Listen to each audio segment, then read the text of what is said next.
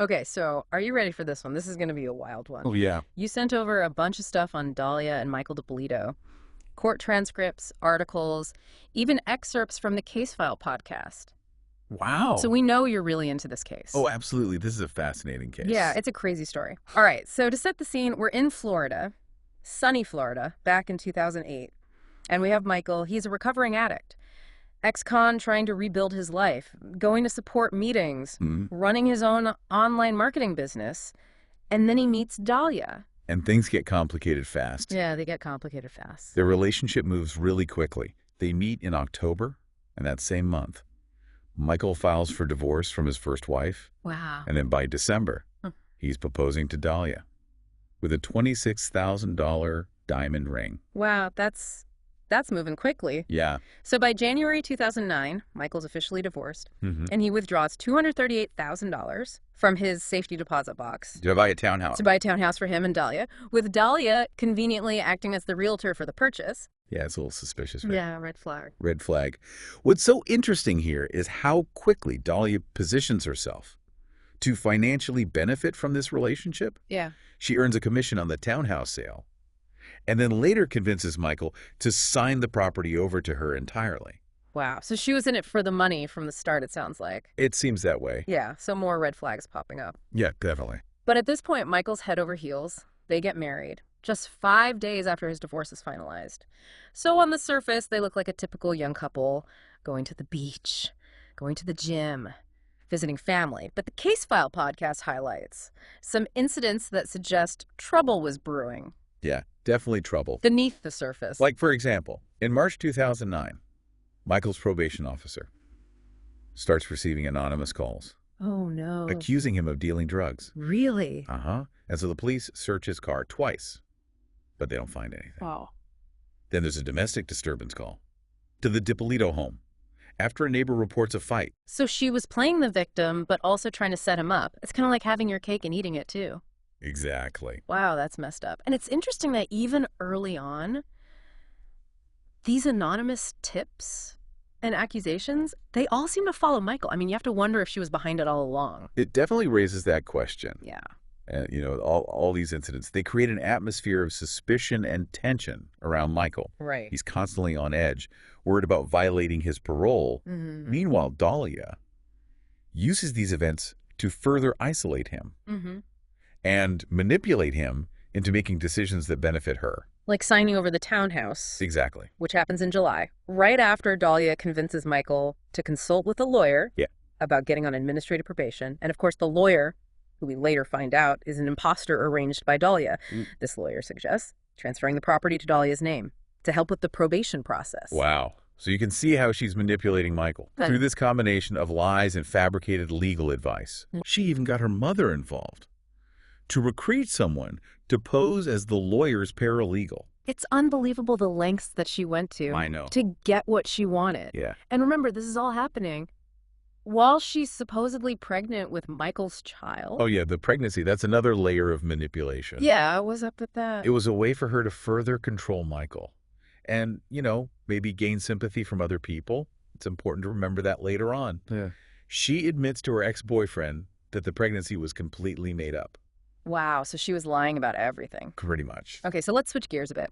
Let's talk about the attempted poisoning. Oh, yeah. The Case File podcast mentions that Dalia allegedly spiked Michael's iced tea with antifreeze just a few weeks earlier while he was recovering from liposuction. Remember when Michael said the tea tasted like gasoline? Yeah. He had really bad stomach cramps and mouth ulcers for days, but he thought it was food poisoning or a reaction to the surgery. It's terrifying to think about how easily she could have really hurt him. This really shows how abusers can use these everyday actions to control and harm their victims. Absolutely. It's a chilling reminder that domestic abuse isn't always physical. It can be emotional manipulation, isolation, and even attempts to compromise their physical health. Yeah. So with this disturbing incident as a backdrop, let's get to the heart of this case. The murder for hire plot. So this scheme begins in late July 2009, when Dalia reaches out to her ex-lover, Mohammed Shahada. Yeah, and their relationship just adds another layer of complexity to this story. Right. They had an on-again, off-again affair for years, even while Dalia was with Michael. So according to Case File, Dalia first asks Mohammed to kill Michael on July 31st. He refuses, but agrees to put her in touch with a hitman. Now, unbeknownst to Dalia, this hitman is actually an undercover police officer. That's where the case really takes a turn. Yeah. And Mohammed makes this really risky decision. He goes to the police and becomes a confidential informant. Wow, that's a dangerous move. It is. Especially considering the potential consequences. But his cooperation is crucial in exposing Dalia's plot. So the detectives equip Mohammed's car with recording devices to capture Dalia's incriminating statements. Exactly. And they also start building their case against her, gathering evidence of her previous attempts to frame Michael and violate his probation. Yep. And this is where we get those chilling recordings of Dalia discussing the murder with the undercover officer. Right? So on August 3rd, 2009, Dalia meets with the undercover officer. His name's Witty Jean. In his car, she provides him with a photo of Michael, her house key, and the alarm code. She even assures him, when I say I'm going to do something, I'm going to do it. That's chilling. It's bone-chilling to hear her, talking so casually about wanting her husband dead. You can feel the coldness in her voice. It's really disturbing. It's very disturbing. Especially her demeanor. She's calm, collected, almost cheerful. As she's discussing the details of the murder of this undercover officer, it's like she's ordering takeout instead of plotting someone's death. I know, it's crazy. Now remember that Dalia later claims that the entire murder plot was a hoax, a scheme to get on a reality TV show. Oh yeah, the reality TV show. But her actions and words, as captured on those recordings, really suggest that she was serious about wanting Michael gone. Yeah, I mean, the reality TV show defense seems like kind of a desperate attempt to explain away her behavior. Yeah, I agree. So while Dalia is busy plotting with the hitman, the police set up a fake crime scene at the Dipolito townhouse. They even involve a camera crew from the TV show Cops. Wow. It's like life imitating art. Yeah. So the police decided to use the Cops crew to film Dalia's reaction. When she arrived at the staged crime scene, they figured she's already committed the crime of solicitation to commit murder, so filming her wouldn't jeopardize the investigation. That makes sense. And this is where we get that infamous footage of Dalia breaking down in tears, supposedly grieving for her dead husband. But it's all an act. Yeah, just a performance for the cameras. While the real Michael is safe at the police station, coming to terms with the truth about his wife's betrayal. I can't imagine what that must have been like for him. So we have Dalia being arrested, the cops' footage going viral, and Michael suddenly thrust into the media spotlight. What happens next? Well, stay tuned as we delve into the trial, the appeals, and the lingering questions that this case raises about manipulation, media attention, and the dark side of the American dream. It's going to be a wild ride. It is. Stay with us. So Dalia is in jail now, facing some pretty serious charges, but she's still trying to control the situation from behind bars. It's crazy how these patterns of behavior, they just don't go away, even with all the evidence against her. Dalia just keeps manipulating and controlling. Yeah, it's like she can't help herself. So she calls her mom from jail, demands that Michael be kicked out of the townhouse, reminding everyone it's in her name. Wow. Then she calls Michael, pleading with him for help, swearing she's innocent. It's classic abuser behavior. Deny, deflect, play the victim, trying to gaslight Michael, make him doubt his own memory.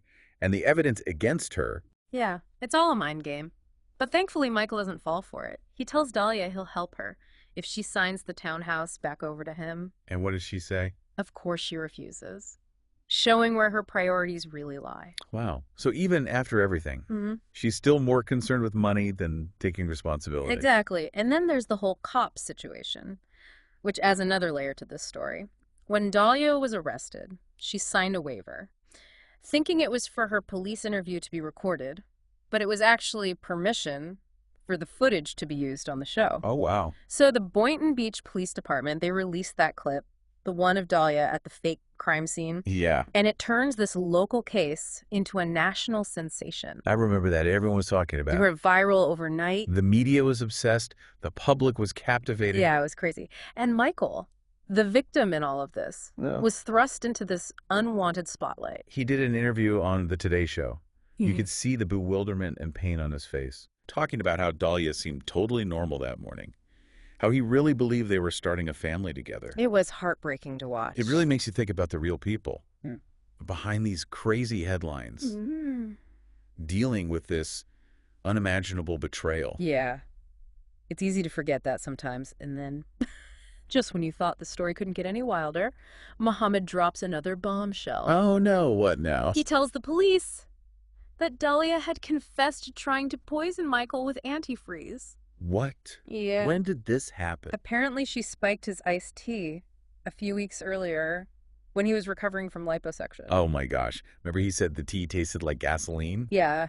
He had stomach cramps and mouth ulcers for days. And you just thought it was food poisoning or a reaction to the surgery. It's so disturbing. This just adds another layer of premeditation to her actions. It really shows how calculated and ruthless she was, willing to harm Michael in any way she could. And it's a reminder for everyone. Domestic abuse can take many forms. It's not always physical. It can be subtle and insidious, even life-threatening. So at this point, you have all this evidence against Dalia, the recordings of her plotting with the undercover officer, the witnesses, the alleged attempted poisoning. It seems like an open and shut case. But then comes the trial. And the trial takes some unexpected turns. Oh, I bet. It does. So the first trial starts in April 2011.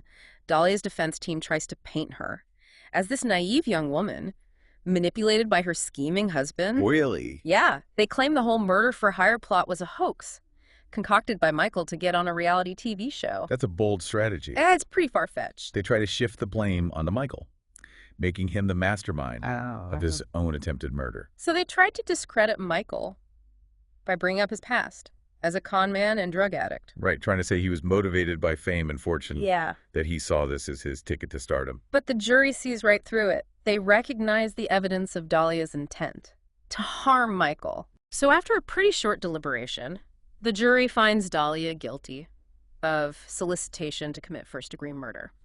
And she's sentenced to 20 years in prison. Wow, 20 years. You'd think that would be the end of it. But with this case, things rarely go as expected. Of course not. There are appeals, mistrials, even some unexpected revelations about Dalia's personal life. So stay with us as we unpack the next chapter of this wild ride. Okay, so Dalia is behind bars, sentenced to 20 years. But this is just the beginning of another chapter. Oh boy. Yeah. Her legal team is relentless. They file a series of appeals to try and overturn her conviction. But they're trying everything. They really are.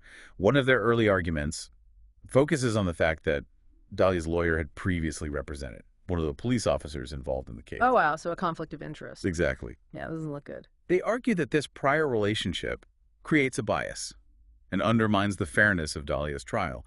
But despite their efforts, the motion for retrial, based on this conflict, is ultimately rejected. Okay, so that didn't work. Nope.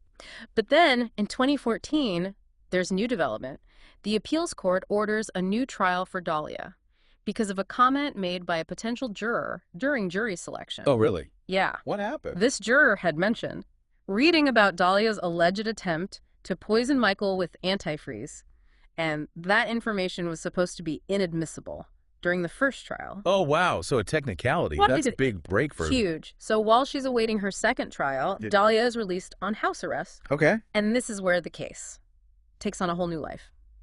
In the public eye. Oh, how so? Well, the prosecutor, Elizabeth Parker, teams up with a true crime writer to publish a book called Poison Candy. Oh, wow. It becomes a huge sensation, offering a detailed account of the case from the prosecution's perspective. I see. And what's interesting is that the book includes those juicy details that were deemed inadmissible in the first trial, like the alleged poisoning attempt. Oh, so they're putting it all out there. Yeah, they are. And as you might imagine, Dalia isn't one to sit back quietly.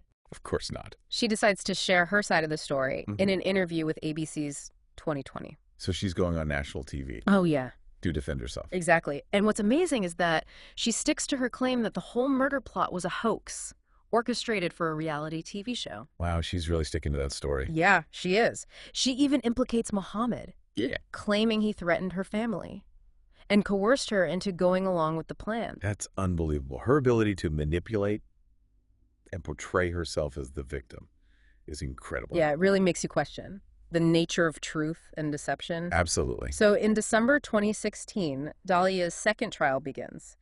This time, her lawyer takes a different approach, abandoning the reality TV show defense and focusing on attacking the police investigation. Interesting. They claim that Dalia was entrapped by the police. Entrapment. Yeah. So they're saying the police pressured her into pursuing the murder-for-hire plot. Exactly. But despite their efforts, the jury can't reach a unanimous verdict. It's a mistrial, and Dalia is once again placed on house arrest. Awaiting her third trial. Third trial. This case is never ending. I know. So the third trial starts in June 2017. This time, the prosecution brings back their star witness. Who's that? Michael Dipolito. Oh, wow. I can't imagine how difficult it must have been for him to relive this traumatic experience again. I know, it's got to be tough. But his testimony is powerful. He speaks about the emotional and financial toll, the fear, the betrayal, the loss of his business and reputation. That's heartbreaking. And this time the jury doesn't waver. They find Dalia guilty once again, and the judge upholds her original sentence, 20 years in prison. Wow. Despite numerous appeals, including a petition to the Supreme Court. Dalia remains behind bars. Her projected release date is 2032. So it's finally over. It is. This case is both fascinating and deeply disturbing.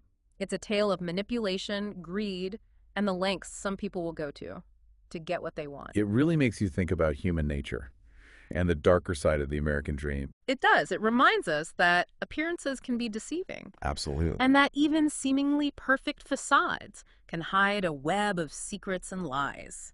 This deep dive into the Dipolito case has been a wild ride. It has. It's shown us the complexities of human relationships and the importance of being aware of the potential for manipulation. You're right. We have to be careful out there. There are Dalias and Michaels everywhere. That's true. We need to be discerning and protect ourselves from getting caught in their web of deceit. Thanks for taking us on this deep dive. Thanks for listening.